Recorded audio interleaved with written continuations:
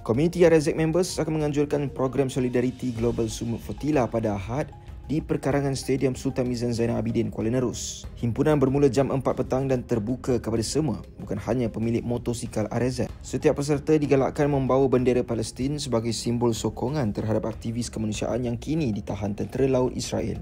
Program ini menjadi inisiatif pertama komuniti peminat pemotoran itu dalam perjuangan Solidariti Palestin dan dijangka menarik penyertaan besar di Pantai Timur. Ketika ini lebih 450 aktivis dari 47 negara termasuk Malaysia telah dipindahkan ke pelabuhan Ashdod di selatan Israel selepas flotila disekat. Situasi itu mencetuskan gelombang solidariti global yang mendesak pembebasan segera semua aktivis. Punca kebanyakan penyakit adalah pengaliran darah yang tidak lancar seperti sakit kepala, sakit badan, lesu, penat, tangan dan kaki rasa kebas, sesak nafas dan banyak lagi. Kalau kita biarkan, dia boleh menyebabkan penyakit-penyakit darah tinggi, kencing manis, serangan jantung dan banyak lagi. Tasli Danchen melancarkan pengaliran darah. Ia dihasilkan dengan cara moden dan berkualiti. Tasli, teman kesihatan anda.